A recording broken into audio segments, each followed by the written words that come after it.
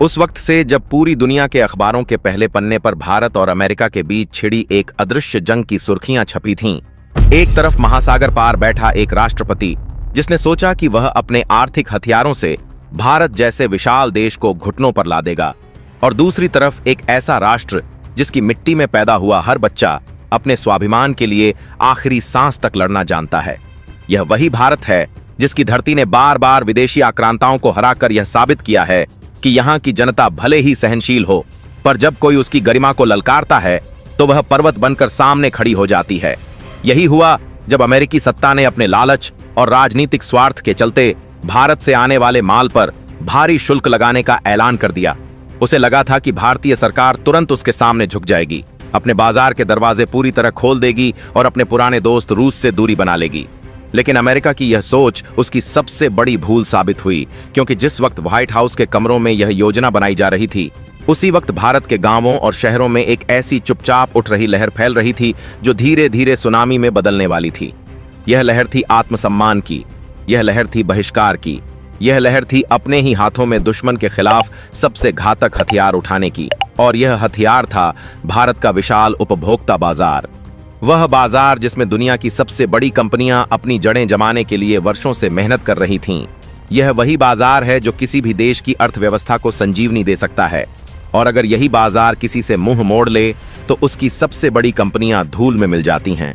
जब भारत की जनता को यह एहसास हुआ कि अमेरिका की यह चाल केवल एक शुल्क भर नहीं है, बल्कि यह भारत की आर्थिक संप्रभुता और उसके किसानों की आजीविका पर सीधा हमला है, तो लोगों के दिलों में गुस्से की आग जल उठी। पहले सोशल मीडिया पर छोटे छोटे संदेश आए, फिर हैशटैग चलने लगे, और देखते ही देखते यह एक जन आंदोलन का रूप ले चुका था। दुकानों के बाहर अमेरिकी उत्पादों को लेने से मना किया जाने लगा। लोगों ने कोल्ड ड्रिंक से लेकर मोबाइल तक के विकल्प तलाशने शुरू कर दिए। वही विकल्प जिन्हें पहले नजरअंदाज कर दिया जाता था, अब गर्व से अपनाए जाने लगे। यह केवल उपभोक्ता का व्यवहार नहीं था, बल्कि यह एक राष्ट्र की सामूहिक चेतना का जागरण था, और यह जागरण इतना तेज था कि उसकी गूंज अमेरिका के कारोबारी गलियारों तक सुनाई देने लगी। कंपनियों के शेयर गिरने लगे, निवेशक बेचैन हो गए, और जिन उत्पादों को भारत में बेचकर अरबों का मुनाफा कमाया जा रहा था, उनके गोदामों में माल अटका रह गया। इसी बीच भारत सरकार ने भी एक के बाद एक ऐसे फैसले लिए जिससे यह साफ हो गया कि यह लड़ाई केवल जनता की नहीं, बल्कि सरकार की प्राथमिकता भी है।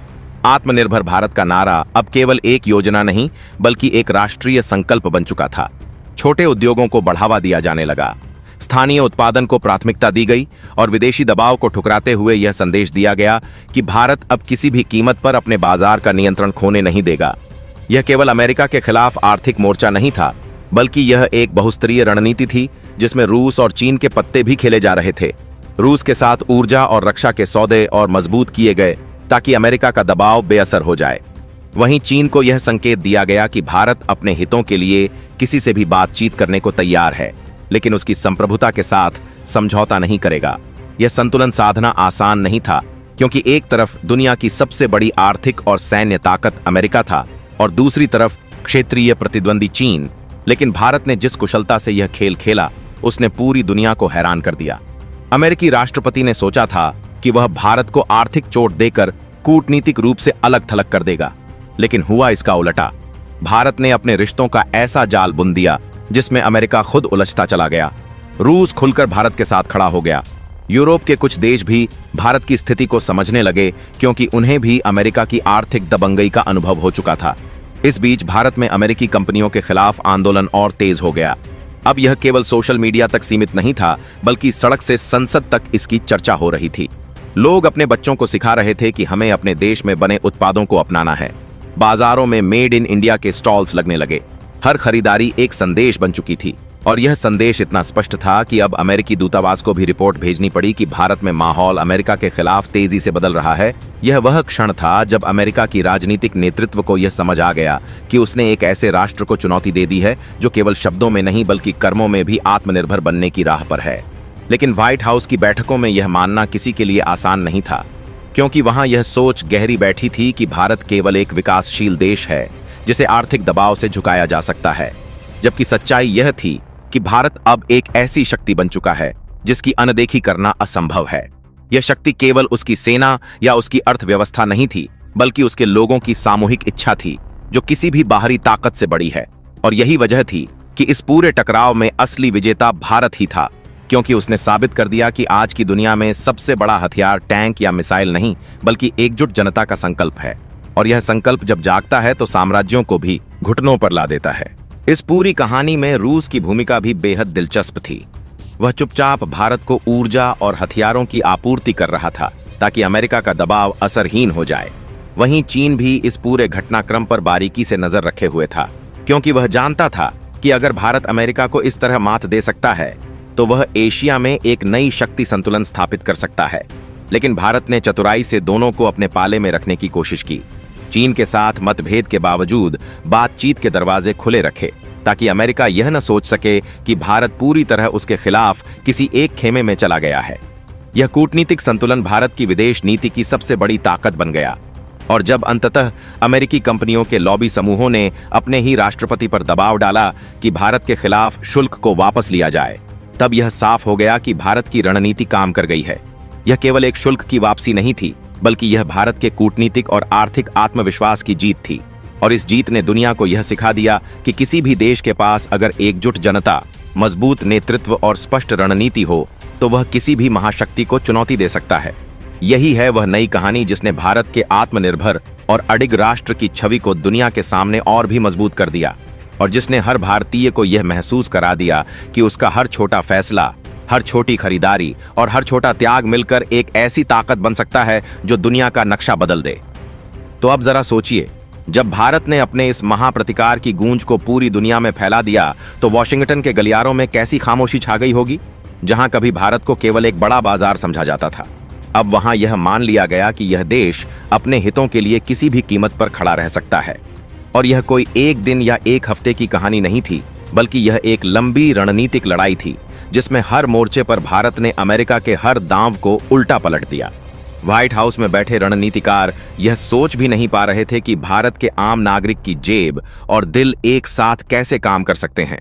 वह जेब जिससे अमेरिकी कंपनियां अरबों का मुनाफा कमाती थीं, अब वही जेब उनके खिलाफ बंद हो रही थी। और वह दिल जिसमें दोस्ती के लिए जगह थी, अब उसमें आक्रोश और आत्मसम्मान की ज्वाला जल रही थी। यह ज्वाला सिर्फ बहिष्कार तक सीमित नहीं रही, बल्कि इसने भारत की सड़कों, बाजारों और कारखानों में एक नई ऊर्जा भर दी। हर जगह मेड इन इंडिया का नारा गूंज रहा था। हर छोटा व्यापारी, हर किसान, हर कारीगर यह महसूस कर रहा था कि उसका काम सिर्फ रोजगार नहीं बल्कि एक राष्ट्रीय आंदोलन का हिस्सा है। और इसी बीच भारत ने अपने विदेशी मोर्चों पर भी ऐसा संतुलन साधा कि अमेरिका के पास कोई जवाब न रहा। रूस से तेल और रक्षा के सौदों को और मजबूत किया गया। चीन के साथ बातचीत के दरवाजे खुले रखे गए ताकि अमेरिका को यह डर बना रहे कि भारत कभी भी एशिया में शक्ति संतुलन बदल सकता है।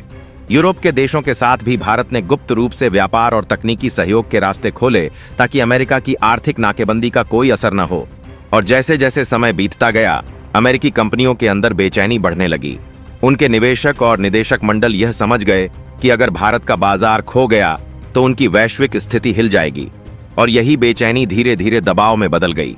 अब यह दबाव सिर्फ बाहर से नहीं बल्कि अमेरिका के भीतर से ट्रंप प्रशासन पर पड़ रहा था। उन्हें बताया जाने लगा कि अगर भारत के खिलाफ यह नीति जारी रही तो आने वाले चुनावों में हार तय है। और यहीं पर भारत की जीत का सबसे बड़ा सबूत सामने आया, क्योंकि यह पहली बार था जब दुनिया की सबसे ताकतवर अर्थव्यवस्था को एक विकासशील देश की जनता और सरकार ने मिलकर झुकने पर मजबूर कर दिया था। यह जीत केवल आर्थिक नहीं थी, बल्कि यह एक मनोवैज्ञानिक और रणनीतिक विजय थी जिसने दुनिया को यह संदेश दिया कि अब कोई भी देश, चाहे जितना बड़ा क्यों न हो, अगर उसके सामने एकजुट और आत्मनिर्भर राष्ट्र खड़ा है तो उसकी चालें बेअसर हो जाती हैं। और दोस्तों, यह वही क्षण था जब भारत ने यह साबित कर दिया कि उसका विशाल बाजार सिर्फ खरीदने के लिए नहीं बल्कि बचाव और आक्रमण दोनों के लिए सबसे घातक हथियार है। और यही हथियार आने वाले समय में भारत को वैश्विक शक्ति संतुलन का सबसे अहम खिलाड़ी बनाएगा। तो दोस्तों, अब सवाल आपसे है, क्या आपको लगता है कि भारत का यह दोहरा प्रहार, जनता का बहिष्कार और सरकार की आत्मनिर्भर नीति आने वाले सालों में अमेरिका ही नहीं बल्कि हर उस देश के लिए सबक बनेगा जो भारत को दबाने की कोशिश करेगा? अपनी राय हमें कमेंट में लिखकर बताइए। अगर आपको यह कहानी पसंद आई तो इसे ज्यादा से ज्यादा लोगों तक पहुंचाइए और ऐसे ही तीखे, सच्चाई से भरे और जोश से लबरेज विश्लेषण के लिए चैनल को सब्सक्राइब कीजिए, क्योंकि यह लड़ाई अभी खत्म नहीं हुई है, यह तो बस शुरुआत है। और अगला अध्याय और भी विस्फोटक होने वाला है।